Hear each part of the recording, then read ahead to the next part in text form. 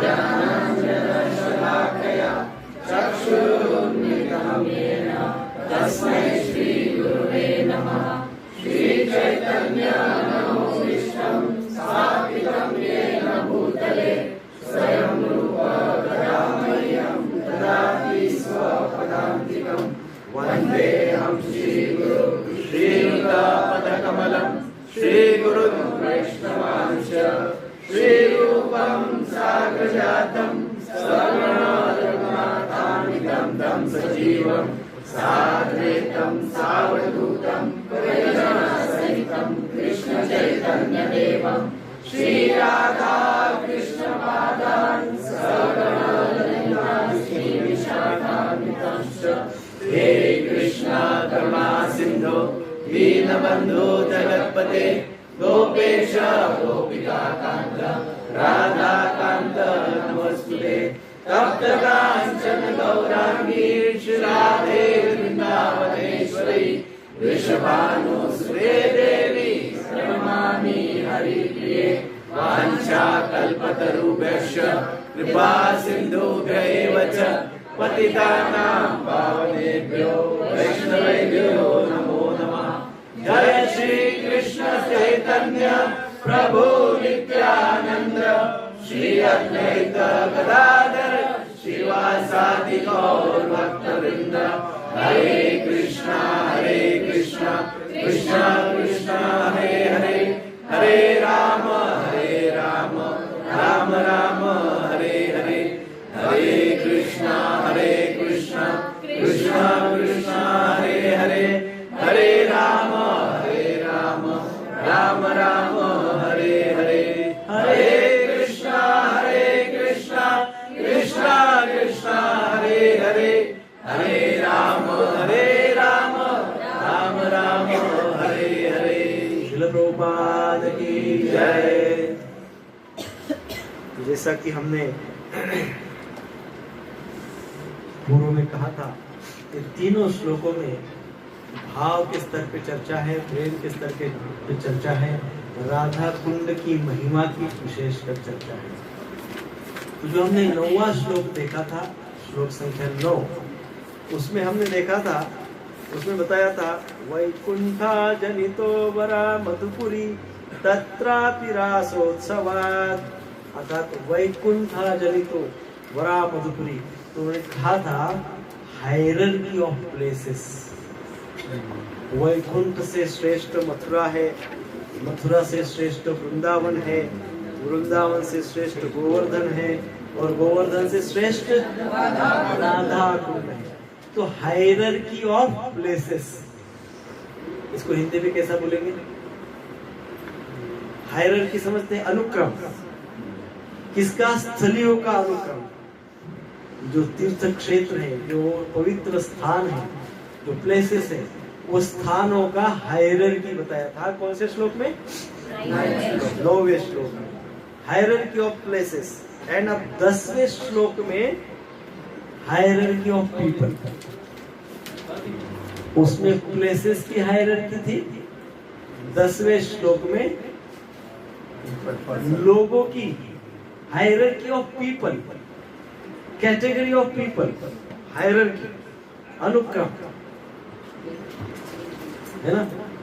तो मैं आज बस 15 मिनट क्लास लूंगा, क्योंकि वैसे ही बहुत समय हो गया, 4:30 बजे से क्लास शुरू है, तो 7:30 बज गया है। तो 10-15 मिनट में इसको इसेंस बताऊंगा, देन हम नेक्स्ट क्लास में इसको विस्तृत समझेंगे।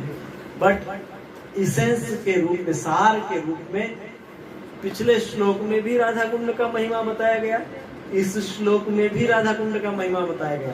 पिछले श्लोक में जो स्थान है, उस स्थानों की हायरार्की बताई गई, इस श्लोक में लोगों की हायरार्की बताई गई, परंतु दोनों श्लोक में महिमा तो राधा कुंड का ही बताया गया। और इसके आगे अंतिम श्लोक जो है 11वां, उसमें पूरी तरह से पूर्णतः ग्लोरिफिकेशन ऑफ राधा कुंड है। उसमें क्या है? राधा कुंड की महिमा, 11वां श्लोक, जिसका स्तर क्या है? हाँ, क्या स्तर? स्टेजेस बताए थे, नाम क्या है उसका? अधो श्रद्धा तथा साधु संग कहा था ना। भजन क्रिया, निष्ठा, रुचि, आसक्ति, भाव और प्रेम के स्तर, भाव, प्रेम के स्तर। सो ये that is the top most level of devotional life. भक्तिमय जीवन की सर्वोच्च स्थिति को 11वां श्लोक हमको एक्सप्लेन करेगा। और उसमें क्या है प्रमुखतः? ग्लोरिफिकेशन ऑफ राधा को। तीनों श्लोकों में फिर से एक बार कहता हूँ, ग्लोरिफिकेशन ऑफ राधा कुंड है। हमने पिछले श्लोक में भी ग्लोरिफिकेशन किया राधा कुंड का, इस श्लोक में भी ग्लोरिफिकेशन ऑफ राधा कुंड है, और नेक्स्ट श्लोक में तो पूर्णता है। परंतु इस श्लोक में राधा कुंड की महिमा का वर्णन करते हुए हायरार्की ऑफ पीपल, लोगों का स्तर का चर्चा किया है कि लोग कितने स्तर के होते हैं, है ना, भिन्न भिन्न स्तर के लोग होते हैं। तो इस श्लोक में शुरुआत कही गई है, कर्मिभ्य परितो हरे प्रियतया व्यक्ति ययुर्ज्ञानिनस्। सो पहले बताए कर्मिभ्य परितो हरे, कर्मी। पहला स्तर क्या है? कर्म।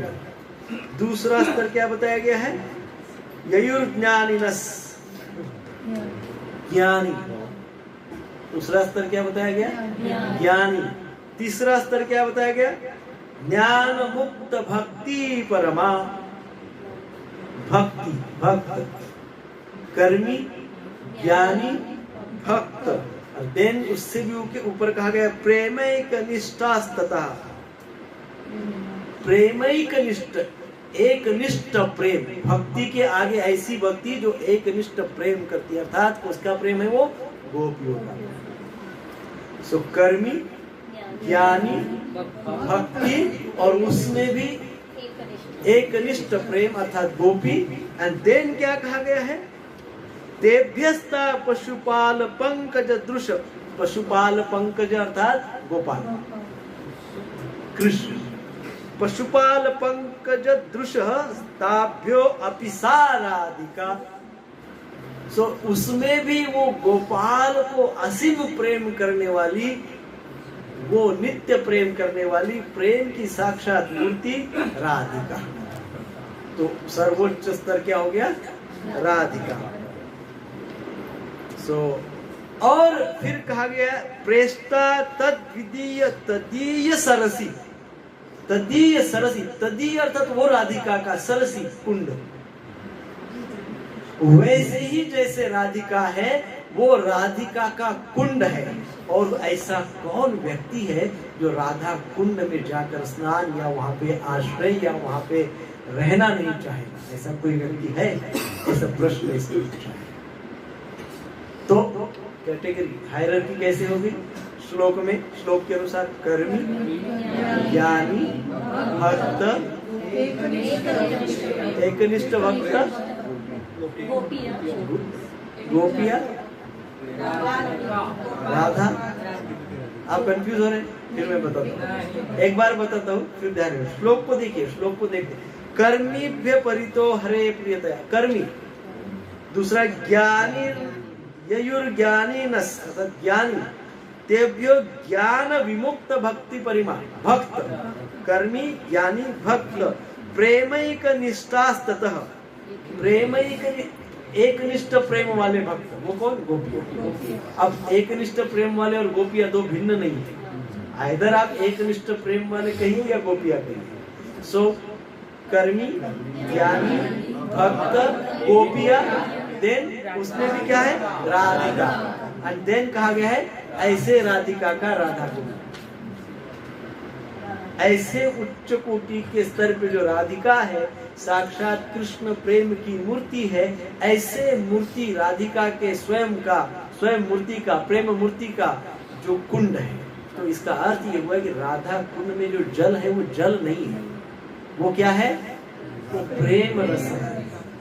वो क्या है? ट्रांसेंडेंटल लव, वो दिव्य प्रेम का रस उसमें बह रहा है। तो ये श्लोक में कहा गया। अब प्रभुपाद जी ने तात्पर्य में क्या कहा है? ये रूप गोस्वामी पाद ने ये श्लोक समझाया है 400 कितने 400 साल पहले 500 साल बटे है ना। प्रभुपाद जी ने उसको थोड़ा सा और एक एडिशन कर दिया है। यदि आप तात्पर्य ध्यान से पढ़ोगे तो प्रभुपाद जी ने तात्पर्य ने बहुत कहीं 2-3 जगह पे 1-2 पेजेस पे किसका वर्णन किया है, जो कर्मी भी नहीं है, जो कर्मी भी नहीं है। कौन है? विकर्मी है। कौन है? विकर्मी। तो प्रभुपाद जी ने कैसे शुरुआत की है? अब प्रभुपाद जी ने जो तात्पर्य में शुरुआत की है हम वो देखते हैं कैसे।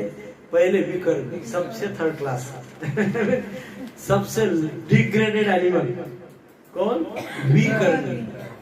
प्रभुपाद जी उसमें एक्सप्लेन करते हैं, जब हम डिटेल चर्चा करेंगे तो उसकी चर्चा करेंगे। विकर्मी फर्स्ट इज कौन? विकर्मी।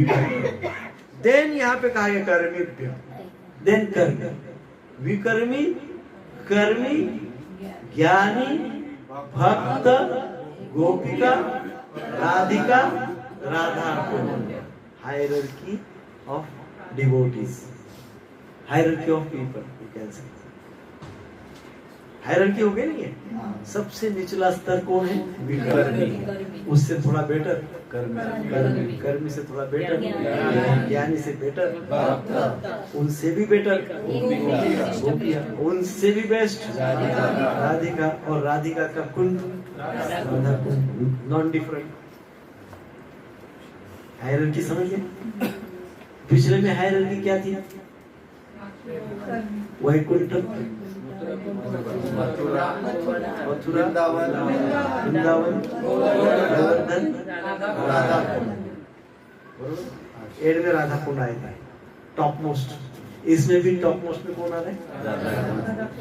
सो राधा कुंड की महिमा हम चर्चा करेंगे। सो ये जो हम देख रहे हैं इसमें विकर्मी अर्थात कौन?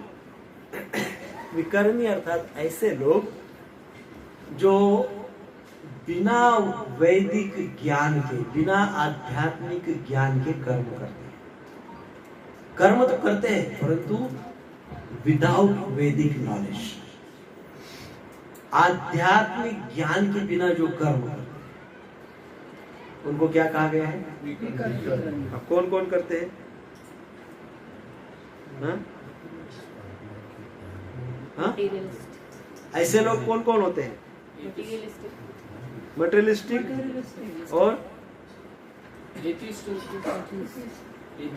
एथिस्ट और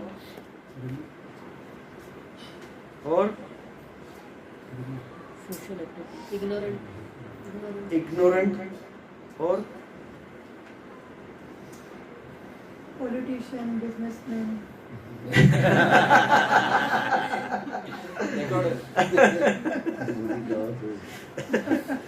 That is too much specific.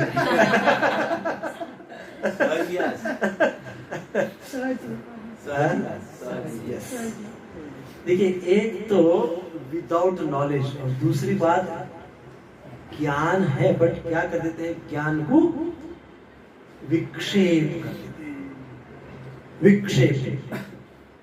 विक्षेप करने वाले। वैदिक ज्ञान है लेकिन ज्ञान को एज इट इज नहीं समझे। क्या कर दिया है? ज्ञान का विक्षेप कर दिया है और वो विक्षेप के आधार पे कर्म करते हैं, है ना। जैसे कुछ लोग कहते हैं भगवान निराकार ही है, भगवान का आकार हो ही नहीं सकता, निराकार ही है, और वो कर्म करते हैं उस आधार पर। भगवान निराकार है परंतु भगवान साकार भी है। भगवान सब कुछ है इसलिए तो भगवान है। भगवान चाहे तब निराकार हो जाते हैं परंतु सर्वोत्कृष्ट रूप जो भगवान का है वो साकार रूप है, भगवान गीता में कहते हैं।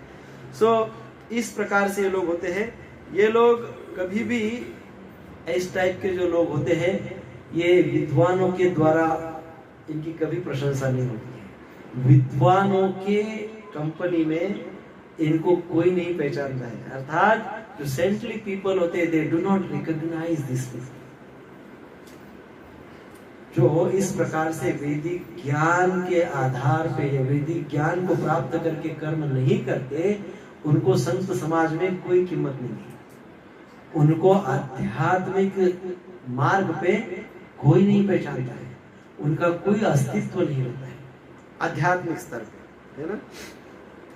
और फिर होता क्या है, फिर उनका बार बार जन्म होता है।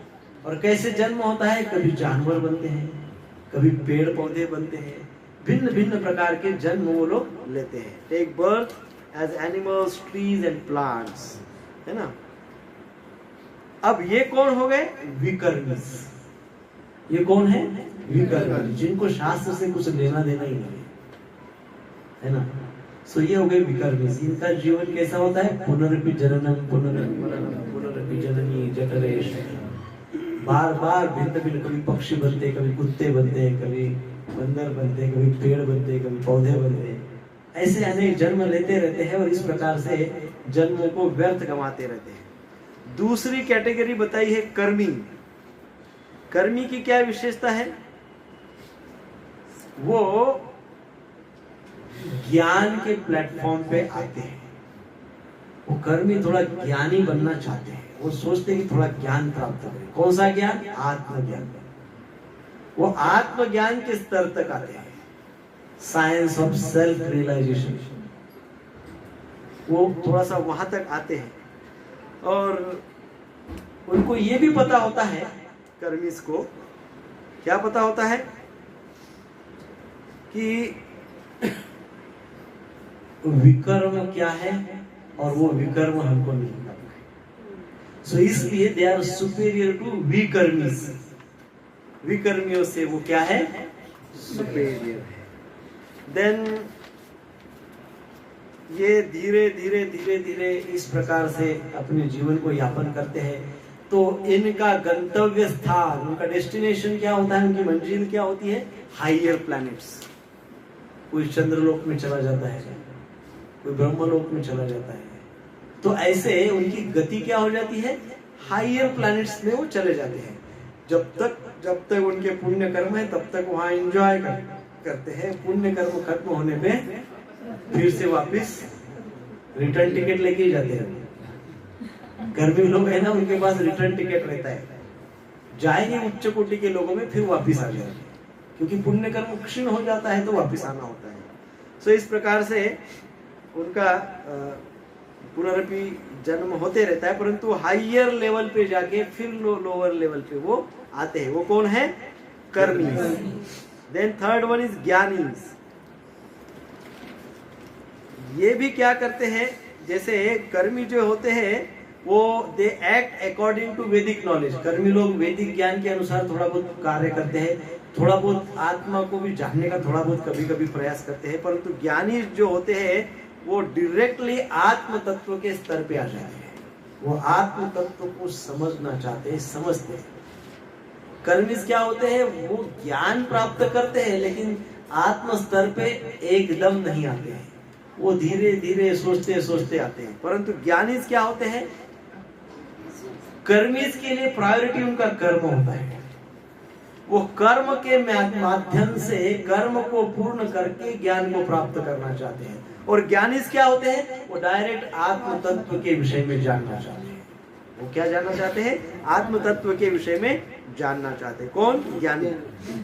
और फिर उनको ये भी पता होता है ज्ञानीज को कि ये जो सकाम कर्म है, ये सकाम कर्म मुझे बांधने वाले हैं, ये मुझे एक दिन क्या कर देंगे, बंधन में डेफिनेटली डाल देंगे। ये बांधने वाले ही है, सकाम कर्म अर्थात बंधन, ये वो जानते हैं। कौन, ज्ञानी। सो वो इस बात का उनको इंफॉर्मेशन होता है, और इसलिए उनको इस बात का ज्ञान होने के कारण दे आर सुपेरियर टू कर्मीज। वो कर्मीज से सुपेरियर है, क्योंकि उनको पता है कि कौन सी एक्शन उनको बांधने वाली है, कौन से कर्म उनको फंसाने वाले हैं, कौन से कर्म उसको जाल में फंसाने वाले हैं। ज्ञानीज को पता होता है, इसलिए वो कर्मी से सुपेरियर है। और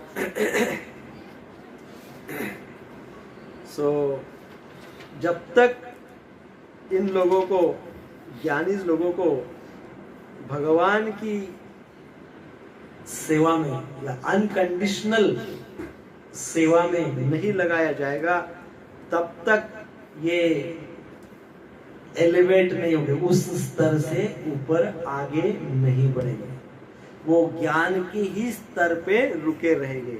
सो इनको क्या करना होता है, उनको भक्तिमय सेवा में लगाना अनिवार्य होता है। जब वो भक्तिमय सेवा में लग जाते हैं तो उनके ज्ञान का वास्तविक उपयोग होता है।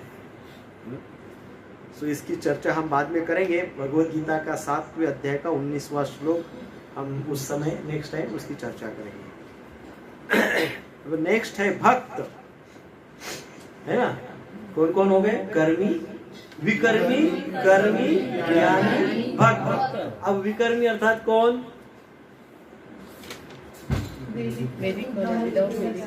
विदाउट वैदिक नॉलेज कर्म, बिना आध्यात्मिक ज्ञान के कर्म करता है, वो विकर्मी। कर्मी कौन, उसको साइंस ऑफ सेल्फ रियलाइजेशन थोड़ा थोड़ा पता होता है, परंतु कर्मों के माध्यम से। प्रायोरिटी क्या है, कर्म है, परंतु थोड़ा बहुत ज्ञान प्राप्त करने के लिए प्रयासरत रहता है, थोड़ा बहुत कर्म। नेक्स्ट ज्ञान क्या है, directly come to the platform of atma tattva, transcendental science को समझना चाहता है ज्ञानी। देन कम्स भक्त। भक्त का क्या होता है, performs devotional services under regulatory principles. भक्त क्या करता है, भक्तिमय सेवा करता है, और कैसे करता है, नियमों का पालन करते हुए भक्तिमय सेवा करता है। नियमों का पालन करते हुए भक्तिमय सेवा करता है। Regulative principle is the most important thing for devotees, for bhakt. So वो रेगुलेटिव प्रिंसिपल को जानता है, फॉलो करता है, और वो उस अनुसार सेवा करते रहता है। देन क्या, भक्तों में कौन आते हैं, भक्त कैटेगरी में प्योर डिवोटीज, शुद्ध भक्त है वो इस कैटेगरी में आते हैं।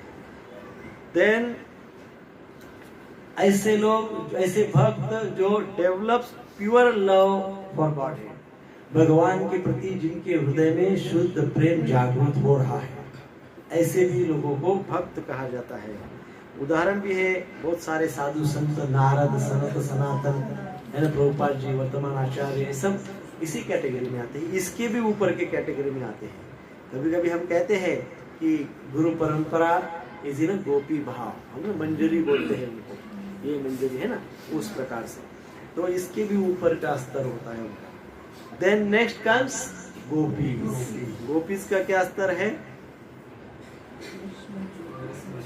ओनली उन लोगों को एक ही बात पता है, वो एक ही बात करना है, how to satisfy Krishna, how to serve Krishna. एक ही चीज जानते हैं कि कृष्ण की सेवा कैसे की जा सकती।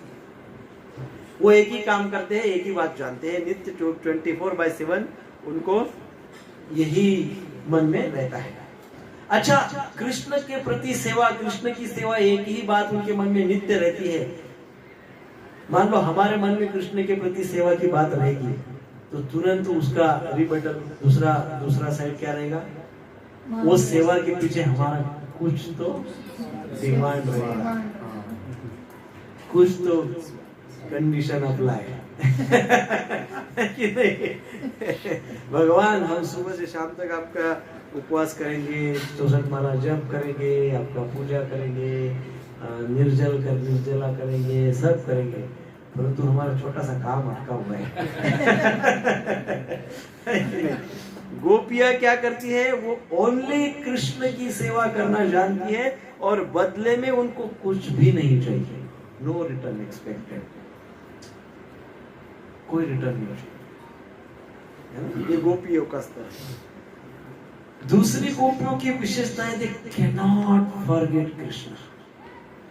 वो एक क्षण के लिए भी कृष्ण को नहीं भूलते हैं, एक क्षण के लिए भी कृष्ण को नहीं भूलते हैं। इसलिए they are the most exalted among devotees, इसलिए वो सर्वश्रेष्ठ डिवोटी है।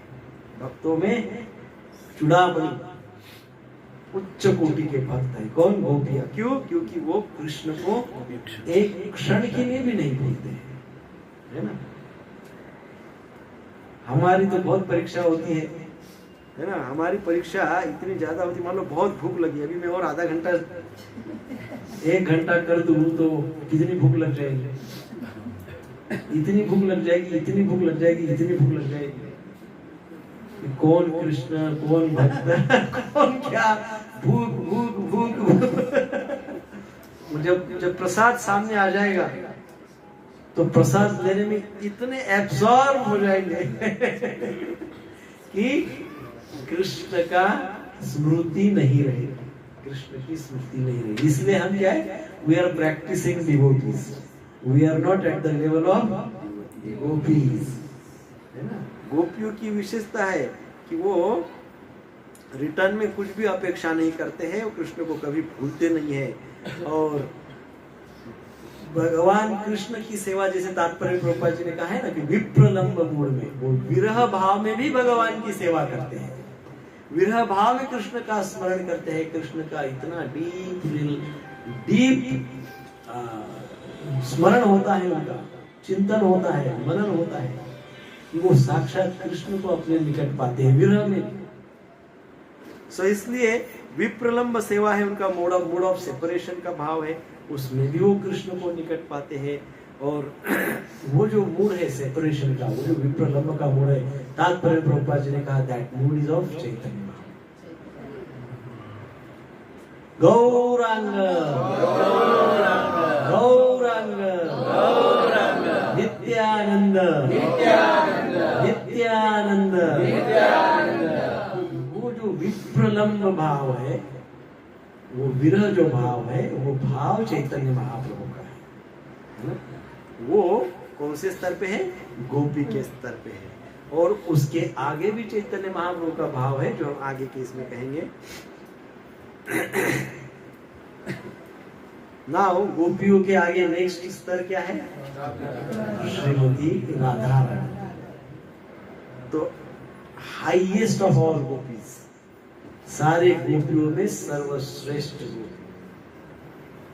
सो राधा रानी के भाव के आगे किसी का भी भाव नहीं जा सकता।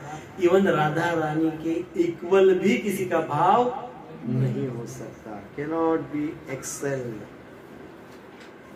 इतना तीव्र भाव है राधा रानी का कृष्ण के प्रति कि इवन कृष्ण को भी वो भाव समझ में नहीं आता। कृष्ण भी सोचते कि क्या भाव होगा, कृष्ण भी उसको समझ नहीं पाते हैं, रियलाइज नहीं कर पाते। इतना राधा रानी का उच्च कोटि का भाव है। सो वो जो राधा रानी का भाव है, वो भाव लेके आए हैं श्री चैतन्य महाप्रभु, है ना। Gaurang Gaurang Gaurang Nityanand Nityanand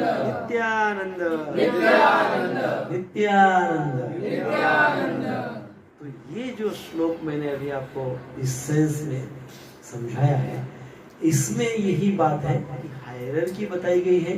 top most hierarchy में टॉप मोस्ट लेवल है राधा रानी की, और राधा रानी का जो भाव लेकर आए हैं वो है चैतन्य महाप्रभु। और चैतन्य महाप्रभु का जो भाव हमको समझाया श्रील प्रभुपाद जी ने, प्रभुपाद जी ने जो भी कुछ हमको दिया है वर्तमान आचार्यों के माध्यम से, गुरु परंपरा के माध्यम से, गुरुदेव के माध्यम से, वो हमको इतना सिंपल और सरल करके दिया है कि हम आसानी से उनका अभिषेक कर सकते हैं, आसानी से उनका ग्लोरिफिकेशन कर सकते हैं, आसानी से हम वृंदावन जा सकते हैं, उन सब की कृपा से आसानी से हम 4 धाम जा सकते हैं, जो कि बहुत डिफिकल्ट है ना। सबको अनुभव आ गया है कितना डिफिकल्ट है। परंतु जब ऐसे चैतन्य महाप्रभु साक्षात उनकी परंपरा में हम हैं, आप सोचिए, जो टॉप मोस्ट भाव है, उत्कट भाव है राधा रानी का, उस भाव को लेकर चैतन्य महाप्रभु आए हैं। और चैतन्य महाप्रभु की अनुगत्य में हमारी गुरु परंपरा है, और हम दासानुदास उस परंपरा से है। कितनी कृपा है, वो कृपा मेरा रियलाइजेशन बता रहा हूँ, वो कृपा का रियलाइजेशन मुझे 4 धाम यात्रा में उतना ही रियलाइजेशन बताना चाहता हूँ कि डेफिनेटली हमको ये जो हमारी दिव्य परंपरा है, एकदम महान परंपरा, गुरु परंपरा है, इसका प्रोटेक्शन हमको नित्य फील होते रहना चाहिए, क्योंकि वो किसको कनेक्ट हो रही है, वो डायरेक्ट राधा रानी को कनेक्ट हो रही है। और Radha Rani is a top most level of devotional service, प्रेममयी भक्ति का सर्वोच्च स्तर है ना? वो चैतन्य महाप्रभु जिनका अभिषेक आज हमने किया है। तो ये श्लोक बहुत विशेष है, हम इसकी चर्चा नेक्स्ट संडे और विस्तृत करेंगे, क्योंकि आज नहीं तो बहुत ओवरलोड हो जाएगा, है ना? बहुत लोग 4:30 बजे से आए हैं, तो थोड़ा सा हम आज यहीं पे विराम देते हैं। इस श्लोक का एट ए ग्लांस जो हमने समझने का प्रयास किया वो यही है कि hierarchy of the devotees, hierarchy of the people. रूप गोस्वामी ने करनी से शुरू किया था, क्योंकि रूप गोस्वामी ने काफी डिवोशनल स्तर पे सब कुछ लिखा है। प्रभुपाद जी अमेरिका गए थे, उधर उन्होंने देखा विकर्मी कैसे होते हैं, तो प्रभुपाद जी ने उसके भी नीचे की स्टेज को एक्सप्लेन किया है। विकर्मी, कर्मी, ज्ञानी, भक्त, गोपिया, राधिका, राधा। हरे कृष्णा कृष्णा कृष्णा हरे हरे, हरे राम राम राम हरे हरे। श्रील प्रभुपाद की जय। नेक्स्ट क्लास शनिवार 5 में